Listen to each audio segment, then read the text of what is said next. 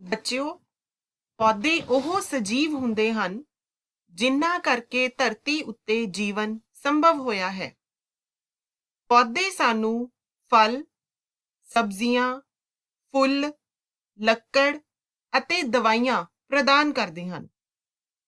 ਆਪਣੀ ਹੋਂਦ ਨੂੰ ਬਣਾਏ ਰੱਖਣ ਲਈ ਮਨੁੱਖ ਅਤੇ ਪਸ਼ੂ ਵੱਖ-ਵੱਖ ਪੌਦਿਆਂ ਤੇ ਵੱਖ-ਵੱਖ ਭਾਗਾਂ ਦੀ ਵਰਤੋਂ ਕਰਦੇ ਹਨ।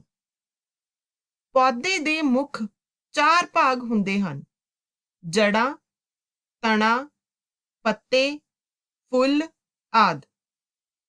ਹਰ ਭਾਗ ਦੇ ਆਪਣੇ ਵੱਖ-ਵੱਖ ਕੰਮ ਹੁੰਦੇ ਹਨ। ਆਓ ਹੁਣ ਪੌਦਿਆਂ ਦੇ ਤਣੇ ਅਤੇ ਟਾਹਣੀਆਂ ਨੂੰ ਧਿਆਨ ਨਾਲ ਵੇਖੀਏ ਅਤੇ ਇਸ ਆਧਾਰ ਤੇ ਪੌਦਿਆਂ ਨੂੰ ਵੱਖ-ਵੱਖ ਵਰਗਾਂ ਵਿੱਚ ਵੰਡੀਏ। ਹਰੇ ਅਤੇ ਨਰਮ ਤਣੇ ਵਾਲੇ ਪੌਦੇ ਬੂਟੀ ਜਾਂ ਹਰਬਸ ਅਖਵਾਉਂਦੇ ਹਨ। ਇਹ ਆਮ ਕਰਕੇ ਛੋਟੇ ਹੁੰਦੇ ਹਨ ਅਤੇ ਅਕਸਰ ਇਹਨਾਂ ਵਿੱਚ ਸ਼ਾਖਾਵਾਂ ਨਹੀਂ ਹੁੰਦੀਆਂ। ਕੁਝ ਪੌਦਿਆਂ ਵਿੱਚ ਟਾਹਣੀਆਂ ਤਣੇ ਦੇ ਆਧਾਰ ਕੋਲੋਂ ਨਿਕਲਦੀਆਂ ਹਨ। ਤਣਾ ਸਖਤ ਹੁੰਦਾ ਹੈ, ਪਰੰਤੂ ਬਹੁਤ ਮੋਟਾ ਨਹੀਂ ਹੁੰਦਾ। ਇਸ ਨੂੰ ਝਾੜੀ ਜਾਂ ਸ਼ਰਬ ਆਖਦੇ ਹਨ। ਕੁਝ ਪੌਦੇ ਬਹੁਤ ਉੱਚੇ ਹੁੰਦੇ ਹਨ। ਇਹਨਾਂ ਦੇ ਤਣੇ ਸਖਤ ਅਤੇ ਗੂੜੇ ਭੂਰੇ ਰੰਗ ਦੇ ਹੁੰਦੇ ਹਨ। ਇਹਨਾਂ ਦੀਆਂ ਟਾਹਣੀਆਂ ਧਰਤੀ ਤੋਂ ਜ਼ਿਆਦਾ ਉਚਾਈ ਤੇ ਤਣੇ ਦੇ ਉੱਪਰਲੇ ਭਾਗ ਤੋਂ ਨਿਕਲਦੀਆਂ ਹਨ। ਇਹਨਾਂ ਨੂੰ ਰੁੱਖ ਜਾਂ ਟਰੀਜ਼ ਆਖਦੇ ਹਨ। ਕਮਜ਼ੋਰ ਤਣੇ ਵਾਲੇ ਪੌਦੇ ਸਿੱਧੇ ਖੜੇ ਨਹੀਂ ਹੋ ਸਕਦੇ ਅਤੇ ਇਹ ਧਰਤੀ ਤੇ ਫੈਲ ਜਾਂਦੇ ਹਨ। ਇਹਨਾਂ ਨੂੰ ਰਿੰਗਣ ਵਾਲੀ ਵੇਲ ਆਖਿਆ ਜਾਂਦਾ ਹੈ। ਜਦੋਂ ਕਿ ਕੁਝ ਪੌਦੇ ਆਸ-ਪਾਸ ਦੇ ਢਾਂਚੇ ਦੇ ਸਹਾਰੇ ਉੱਪਰ ਚੜ੍ਹ ਜਾਂਦੇ ਹਨ, ਅਜਿਹੇ ਪੌਦਿਆਂ ਨੂੰ ਵੇਲ ਕਿਹਾ ਜਾਂਦਾ ਹੈ। ਵੇਲ ਬੂਟੀ, ਝਾੜੀ ਅਤੇ ਰੁੱਖਾਂ ਤੋਂ ਵੱਖਰੀ ਹੁੰਦੀ ਹੈ। ਬੱਚਿਓ, ਆਓ ਹੁਣ ਅਸੀਂ ਪੌਦੇ ਦੇ ਇੱਕ ਭਾਗ ਤਣੇ ਬਾਰੇ ਗੱਲ ਕਰਦੇ ਹਾਂ। ਤਣੇ ਬਾਰੇ ਸਮਝਣ ਲਈ ਅਸੀਂ ਇੱਕ ਕਿਰਿਆ ਕਰਾਂਗੇ। ਇਸ ਕਿਰਿਆ ਵਿੱਚ ਇੱਕ ਗਲਾਸ ਨੂੰ 1/3 ਪਾਣੀ ਨਾਲ ਭਰੋ। ਉਸ ਵਿੱਚ ਲਾਲ ਸਿਆਹੀ ਦੀਆਂ ਕੁਝ ਬੂੰਦਾਂ ਪਾਓ। ਬੂਟੇ ਦੇ ਤਣੇ ਨੂੰ ਧਰਤੀ ਨੇੜਿਓਂ ਕੱਟ ਕੇ ਗਲਾਸ ਵਿੱਚ ਰੱਖੋ। 8 ਤੋਂ 10 ਘੰਟੇ ਬਾਅਦ ਇਹਨਾਂ ਟਾਹਣੀਆਂ ਨੂੰ ਧਿਆਨ ਨਾਲ ਦੇਖੋ। ਤੁਹਾਨੂੰ ਇਸ ਬੂਟੀ ਦੇ ਕੁਝ ਭਾਗ ਲਾਲ ਨਜ਼ਰ ਆਉਂਦੇ ਹਨ। ਕੀ ਤੁਸੀਂ ਦੱਸ ਸਕਦੇ ਹੋ ਕਿ ਇਹ ਲਾਲ ਰੰਗ ਇੱਥੇ ਤੱਕ ਕਿਵੇਂ ਪਹੁੰਚਿਆ? ਤਣੇ ਨੂੰ ਮੋਟਾਈ ਵਿੱਚੋਂ ਕੱਟ ਕੇ ਇਸ ਵਿੱਚ ਲਾਲ ਰੰਗ ਵੇਖੋ। ਅਸੀਂ ਦੇਖਦੇ ਹਾਂ ਕਿ ਲਾਲ ਰੰਗ ਦੇ ਅਨੇਕ ਗੋਲ ਬਿੰਦੂ ਤਣੇ ਦੇ ਅੰਦਰ ਗੋਲ ਘੇਰੇ ਦੇ ਰੂਪ ਵਿੱਚ ਪਏ ਹਨ। ਆਓ ਹੁਣ ਚਿੱਟੇ ਫੁੱਲਾਂ ਵਾਲੀ ਬੂਟੀ ਨਾਲ ਕਿਰਿਆ ਕਰੀਏ। ਚਿੱਟੇ ਫੁੱਲਾਂ ਦੀ ਇੱਕ ਟਾਹਣੀ ਨੂੰ ਗਲਾਸ ਵਿੱਚ ਰੱਖ ਕੇ ਉਸ ਵਿੱਚ ਲਾਲ ਸਿਆਹੀ ਦੀਆਂ ਕੁਝ ਬੂੰਦਾਂ ਪਾਓ। ਦੂਸਰੀ ਟਾਹਣੀ ਨੂੰ ਲੰਬਾਈ ਵਿੱਚ ਅੱਧੀ ਦੂਰੀ ਤੱਕ 2 ਹਿੱਸਿਆਂ ਵਿੱਚ ਕੱਟ ਲਓ। ਇੱਕ ਪਾਸੇ ਨੂੰ ਗਲਾਸ ਐੜੇ ਅਤੇ ਦੂਸਰੇ ਨੂੰ ਗਲਾਸ ਈੜੀ ਵਿੱਚ ਰੱਖੋ। 8 ਤੋਂ 10 ਘੰਟੇ ਬਾਅਦ ਊੜੇ ਗਲਾਸ ਵਾਲੀ ਟਾਹਣੀ ਦੇ ਫੁੱਲਾਂ ਅਤੇ ਗਲਾਸ ਐੜੇ ਅਤੇ ਈੜੀ ਵਾਲੀ ਟਾਹਣੀ ਦੇ ਸਾਂਝੇ ਫੁੱਲਾਂ ਉੱਤੇ ਪੈਣ ਵਾਲੇ ਪ੍ਰਭਾਵ ਨੂੰ ਦੇਖੋ। ਅਸੀਂ ਦੇਖਦੇ ਹਾਂ ਕਿ ਊੜੇ ਗਲਾਸ ਵਿਚਲਾ ਫੁੱਲ ਲਾਲ ਹੋ ਜਾਂਦਾ ਹੈ।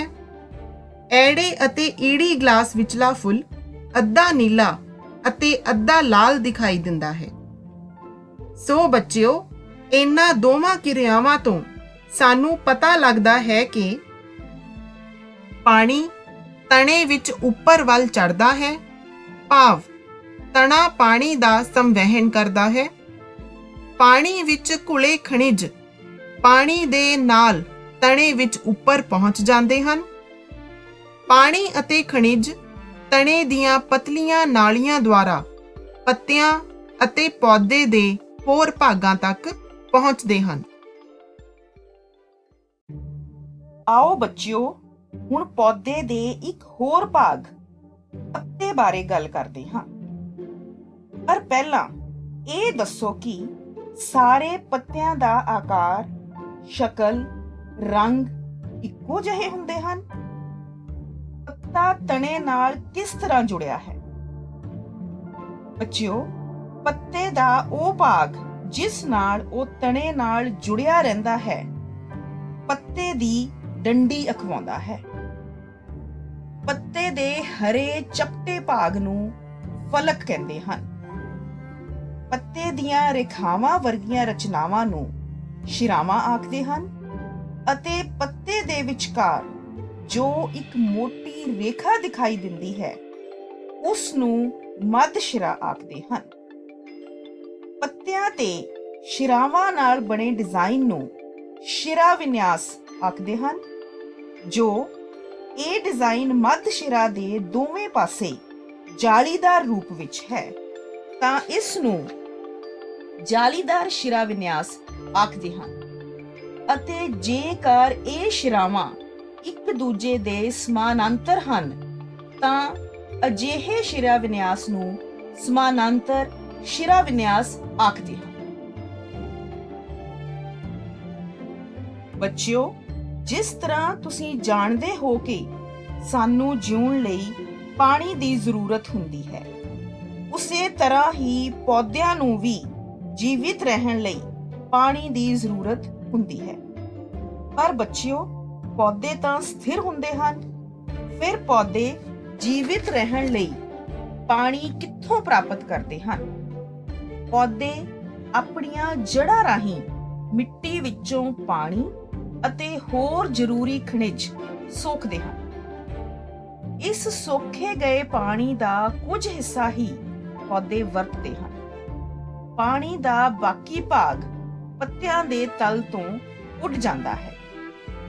ਪੱਤਿਆਂ ਦੇ ਤਲ ਤੋਂ ਪਾਣੀ ਦੇ ਉਤਸਰਜਿਤ ਹੋ ਜਾਣ ਦੀ ਪ੍ਰਕਿਰਿਆ ਨੂੰ ਵਾਸ਼ਪ ਉਤਸਰਜਨ ਆਖਦੇ ਹਨ। ਆਓ ਬੱਚਿਓ, ਪੌਦਿਆਂ ਵਿੱਚ ਹੋਣ ਵਾਲੇ ਵਾਸ਼ਪ ਉਤਸਰਜਨ ਨੂੰ ਇੱਕ ਕਿਰਿਆ ਰਾਹੀਂ ਜਾਣੀਏ। ਕਿਸੇ ਬੂਟੀ ਦੇ ਪੱਤੇ ਵਾਲੀ ਟਾਹਣੀ ਨੂੰ ਦਿਖਾਏ ਅਨੁਸਾਰ ਪੋਲੀਥੀਨ ਦੇ ਲਿਫਾਫੇ ਨਾਲ ਢੱਕ ਕੇ ਧਾਗੇ ਨਾਲ ਬੰਨ੍ਹ ਦਿਓ। ਪੋਲੀਥੀਨ ਦੀ ਇੱਕ ਖਾਲੀ ਥੈਲੀ ਤੇ ਵੀ ਧਾਗਾ ਬੰਨ੍ਹ ਕੇ ਧੁੱਪ ਵਿੱਚ ਰੱਖ ਦਿਓ। ਕੁਝ ਘੰਟਿਆਂ ਬਾਅਦ ਪੋਲੀਥੀਨ ਦੀਆਂ ਥੈਲੀਆਂ ਦੇ ਅੰਦਰ ਧਿਆਨ ਨਾਲ ਵੇਖੋ। ਤੁਸੀਂ ਕੀ ਦੇਖਦੇ ਹੋ? ਪੱਤੇ ਉੱਤੇ ਬੰਨੇ ਲਿਫਾਫੇ ਅੰਦਰ ਪਾਣੀ ਦੀਆਂ ਬੂੰਦਾਂ ਦਿਖਾਈ ਦਿੰਦੀਆਂ ਹਨ। ਇਹ ਬੂੰਦਾਂ ਕਿੱਥੋਂ ਆਈਆਂ? ਬੱਚਿਓ, ਪਾਣੀ ਦੀਆਂ ਇਹ ਬੂੰਦਾਂ ਪੱਤਿਆਂ ਵਿੱਚੋਂ ਜਲ ਵਾਸ਼ਪ ਦੇ ਰੂਪ ਵਿੱਚ ਨਿਕਲਦੀਆਂ ਹਨ। ਇਸ ਕਿਰਿਆ ਨੂੰ ਵਾਸ਼ਪ ਉਤਸਰਜਨ ਕਹਿੰਦੇ ਹਨ।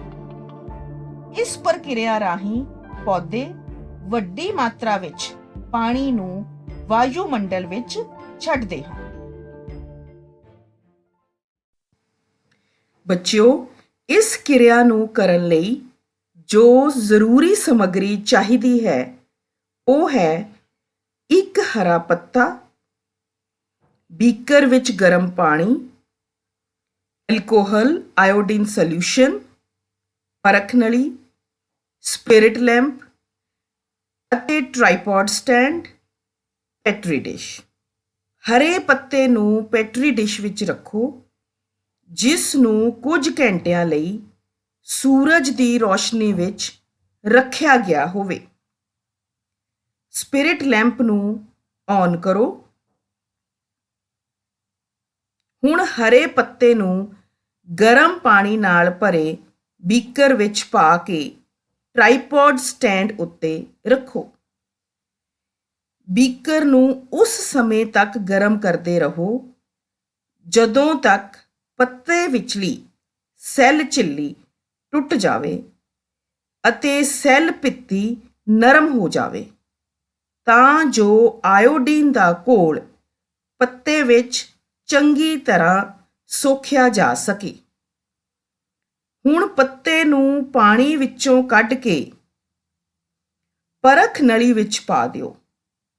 ਇਸ ਵਿੱਚ ਕੁਝ ਮਾਤਰਾ ਐਲਕੋਹਲ ਦੀ ਪਾਓ ਅਤੇ ਪੱਤੇ ਨੂੰ ਐਲਕੋਹਲ ਵਿੱਚ ਪੂਰੀ ਤਰ੍ਹਾਂ ਢੱਕ ਦਿਓ। ਹੁਣ ਇਸ ਪਰਖ ਨਲੀ ਨੂੰ ਵਾਪਸ ਗਰਮ ਪਾਣੀ ਵਾਲੇ ਬੀਕਰ ਵਿੱਚ ਪਾਓ ਅਤੇ ਉਦੋਂ ਤੱਕ ਗਰਮ ਕਰੋ ਜਦੋਂ ਤੱਕ ਪੱਤੇ ਦਾ ਸਾਰਾ ਹਰਾ ਰੰਗ ਬਾਹਰ ਨਾ ਨਿਕਲ ਜਾਵੇ। ਪੱਤੇ ਵਿੱਚੋਂ ਨਿਕਲਿਆ ਹਰਾ ਰੰਗ ਪੱਤੇ ਵਿੱਚ ਮੌਜੂਦ ਕਲੋਰੋਫਿਲ ਦੇ ਕਾਰਨ ਹੁੰਦਾ ਹੈ। ਹੁਣ ਪੱਤੇ ਨੂੰ ਪਰਖ ਨਲੀ ਵਿੱਚੋਂ ਕੱਢ ਕੇ ਵਾਪਸ ਪੈਟਰੀ ਡਿਸ਼ ਵਿੱਚ ਪਾਓ। ਪੱਤੇ ਉੱਪਰ ਆਇਓਡੀਨ ਘੋਲ ਦੀਆਂ ਕੁਝ ਬੂੰਦਾਂ ਪਾਓ। ਪੱਤੇ ਦਾ ਰੰਗ ਨੋਟ ਕਰੋ। ਇਹ ਕਾਲਾ ਨੀਲਾ ਹੋ ਗਿਆ ਹੈ। ਪੱਤੇ ਦਾ ਇਹ ਕਾਲਾ ਨੀਲਾ ਰੰਗ ਸਟਾਰਚ ਦੀ ਮੌਜੂਦਗੀ ਨੂੰ ਦਰਸਾਉਂਦਾ ਹੈ। ਬੱਚਿਓ, ਕੀ ਤੁਸੀਂ ਜਾਣਦੇ ਹੋ ਕਿ ਪੌਦੇ ਆਪਣਾ ਭੋਜਨ ਕਿਵੇਂ ਬਣਾਉਂਦੇ ਹਨ? ਕੀ ਤੁਸੀਂ ਆਪਣਾ ਭੋਜਨ ਕਦੇ ਆਪ ਬਣਾਇਆ ਹੈ? ਵਿਦਿਆਰਥੀਓ, ਕੀ ਤੁਹਾਨੂੰ ਪਤਾ ਹੈ ਕਿ ਛੋਟੇ ਤੋਂ ਛੋਟਾ ਪੌਦਾ ਵੀ ਆਪਣਾ ਭੋਜਨ ਆਪ ਬਣਾਉਂਦਾ ਹੈ? ਪੌਦਿਆਂ ਦੁਆਰਾ ਆਪਣਾ ਭੋਜਨ ਬਣਾਉਣ ਦੀ ਕਿਰਿਆ ਨੂੰ ਪ੍ਰਕਾਸ਼ ਸੰਸ਼ਲੇਸ਼ਣ ਕਹਿੰਦੇ ਹਨ। ਆਓ ਦੇਖੀਏ ਕਿ ਪੌਦੇ ਆਪਣਾ ਭੋਜਨ ਕਿਵੇਂ ਤਿਆਰ ਕਰਦੇ ਹਨ। ਇਸ ਕੰਮ ਲਈ ਪੌਦਿਆਂ ਨੂੰ 4 ਚੀਜ਼ਾਂ ਦੀ ਜ਼ਰੂਰਤ ਹੁੰਦੀ ਹੈ: ਸੂਰਜ ਦੀ ਰੋਸ਼ਨੀ, ਹਵਾ ਵਿਚਲੀ ਕਾਰਬਨ ਡਾਈਆਕਸਾਈਡ, ਕਲੋਰੋਫਿਲ ਅਤੇ ਹੇਠਲੀ ਮਿੱਟੀ ਤੋਂ ਪਾਣੀ।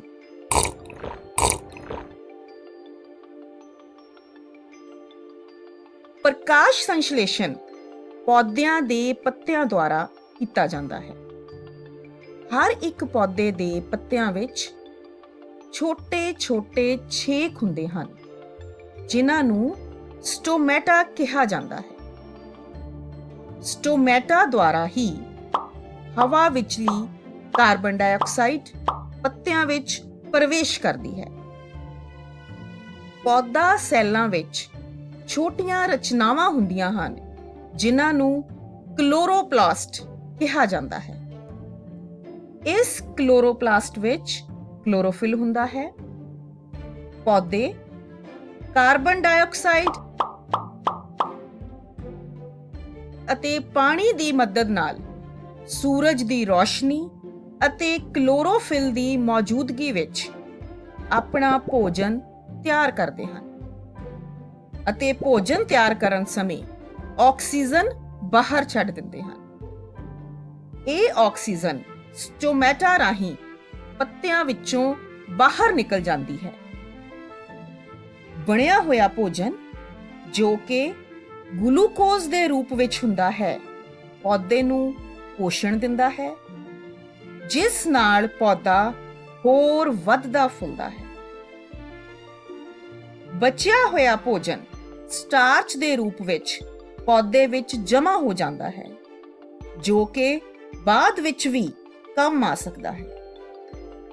ਇਸ ਲਈ ਪ੍ਰਕਾਸ਼ ਸੰਸ਼ਲੇਸ਼ਣ ਉਹ ਕਿਰਿਆ ਹੈ ਜਿਸ ਵਿੱਚ ਪੌਦੇ ਕਾਰਬਨ ਡਾਈਆਕਸਾਈਡ, ਪਾਣੀ, ਸੂਰਜੀ ਪ੍ਰਕਾਸ਼ ਅਤੇ ਕਲੋਰੋਫਿਲ ਦੀ ਮਦਦ ਨਾਲ ਆਪਣਾ ਭੋਜਨ ਆਪ ਤਿਆਰ ਕਰਦੇ ਹਨ।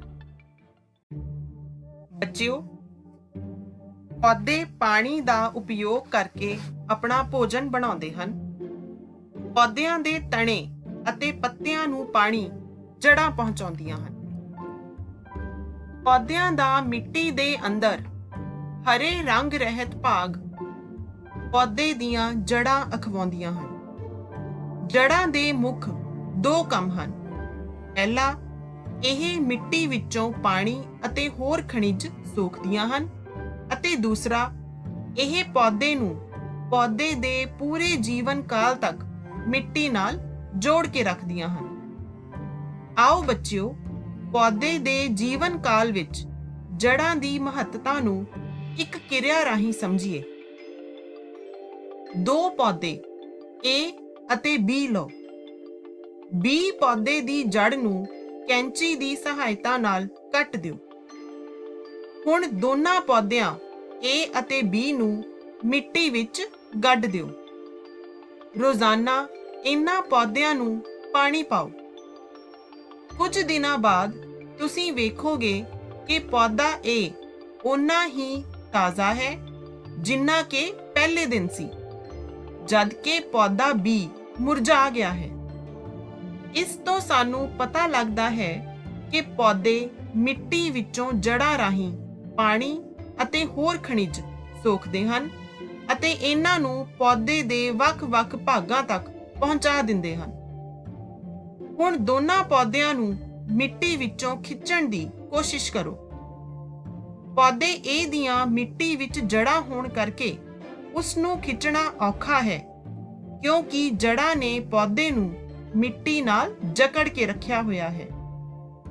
ਪੌਦੇ B ਦੀਆਂ ਜੜ੍ਹਾਂ ਮਿੱਟੀ ਵਿੱਚ ਨਹੀਂ ਹਨ, ਇਸ ਲਈ ਉਸ ਨੂੰ ਖਿੱਚਣਾ ਆਸਾਨ ਹੈ। ਸੋ ਇਸ ਤੋਂ ਸਿੱਧ ਹੁੰਦਾ ਹੈ ਪੌਦਿਆਂ ਦੀਆਂ ਜੜ੍ਹਾਂ ਉਹਨਾਂ ਨੂੰ ਮਿੱਟੀ ਵਿੱਚ ਜਕੜ ਕੇ ਰੱਖਦੀਆਂ ਹਨ। ਆਓ ਬੱਚਿਓ, ਹੁਣ ਜੜ੍ਹਾਂ ਦੀਆਂ ਕਿਸਮਾਂ ਬਾਰੇ ਗੱਲ ਕਰੀਏ। ਜੜ੍ਹਾਂ ਦੋ ਪ੍ਰਕਾਰ ਦੀਆਂ ਹੁੰਦੀਆਂ ਹਨ, ਮੂਸਲ ਜੜ ਅਤੇ ਰੇਸ਼ੇਦਾਰ ਜੜ। ਮੂਸਲ ਜੜ ਇੱਕ ਇਕੱਲੀ ਅਤੇ ਲੰਬੀ ਜੜ ਹੁੰਦੀ ਹੈ ਅਤੇ ਇਹ ਸਿੱਧੀ ਹੀ ਮਿੱਟੀ ਵਿੱਚ ਉੱਗਦੀ ਹੈ। ਇਸ ਦੇ ਨਾਲ ਜੁੜੀਆਂ ਛੋਟੀਆਂ ਜੜ੍ਹਾਂ ਨੂੰ ਸਮਰਥਕ ਜੜ੍ਹਾਂ ਕਿਹਾ ਜਾਂਦਾ ਹੈ। ਮੂਸਲ ਜੜ ਮੂਲੀ, ਗਾਜਰ, ਸ਼ਕਰਕੰਦੀ, ਸ਼ਲਗਮ ਆਦਿ ਵਿੱਚ ਪਾਈ ਜਾਂਦੀ ਹੈ। ਰੇਸ਼ੇਦਾਰ ਜੜ ਮਿੱਟੀ ਵਿੱਚ ਫੈਲੀਆਂ ਪਤਲੀਆਂ-ਪਤਲੀਆਂ ਜੜ੍ਹਾਂ ਦਾ ਸਮੂਹ ਹੁੰਦੀ ਹੈ। ਇਹ ਸਾਰੀਆਂ ਜੜ੍ਹਾਂ ਇੱਕੋ ਜਿਹੀਆਂ ਦਿਖਦੀਆਂ ਹਨ ਅਤੇ ਇਹਨਾਂ ਦੀ ਕੋਈ ਮੁੱਖ ਜੜ ਨਹੀਂ ਹੁੰਦੀ। ਰੇਸ਼ੇਦਾਰ ਜੜ ਕਣਕ, ਝੋਨਾ, ਮੱਕੀ ਆਦਿ ਵਿੱਚ ਮੌਜੂਦ ਹੁੰਦੀ ਹੈ। ਬੱਚਿਓ, ਅਸੀਂ ਫੁੱਲ ਦੇ ਵੱਖ-ਵੱਖ ਭਾਗਾਂ ਬਾਰੇ ਜਾਣਾਂਗੇ।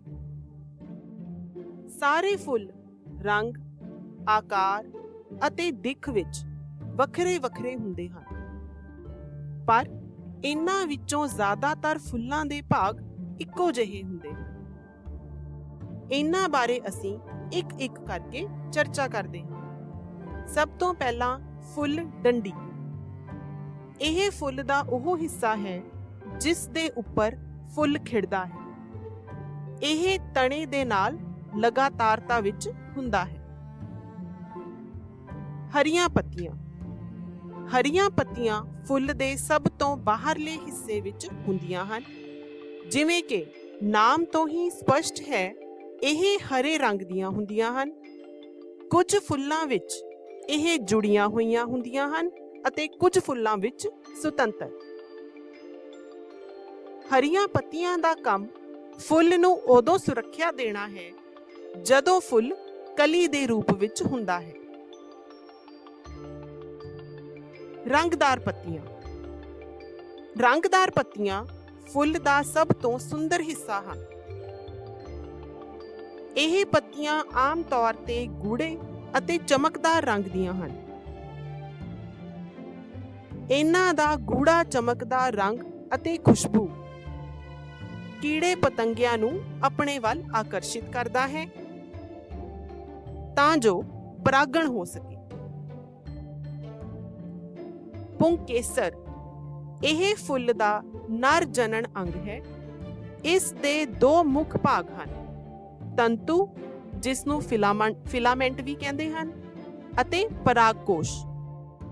ਪਰਾਗਕੋਸ਼ ਦੇ ਅੰਦਰ ਪਰਾਗ ਕਣ ਹੁੰਦੇ ਹਨ ਜੋ ਕਿ ਆਕਾਰ ਵਿੱਚ ਬਹੁਤ ਛੋਟੇ ਹੁੰਦੇ ਹਨ ਅਤੇ ਜਨਨ ਵਿੱਚ ਕੰਮ ਆਉਂਦੇ ਹਨ। ਕੁਝ ਫੁੱਲਾਂ ਵਿੱਚ ਇੱਕ ਪੁੰਕੇਸਰ ਹੁੰਦਾ ਹੈ ਅਤੇ ਕੁਝ ਵਿੱਚ ਇੱਕ ਤੋਂ ਜ਼ਿਆਦਾ ਵੀ ਹੋ ਸਕਦੇ ਹਨ। ਇਸਤਰੀ ਕੇਸਰ। ਇਹ ਫੁੱਲ ਦਾ ਮਾਦਾ ਜਨਨ ਅੰਗ ਹੈ। ਇਸ ਦੇ 3 ਮੁੱਖ ਭਾਗ ਹਨ: ਅੰਡਕੋਸ਼, ਸਟਾਈਲ ਅਤੇ ਸਟਿਗਮਾ। ਸਟਿਗਮਾ ਇਸਤਰੀ ਕੇਸਰ ਦਾ ਸਿਖਰਲਾ ਹਿੱਸਾ ਹੁੰਦਾ ਹੈ।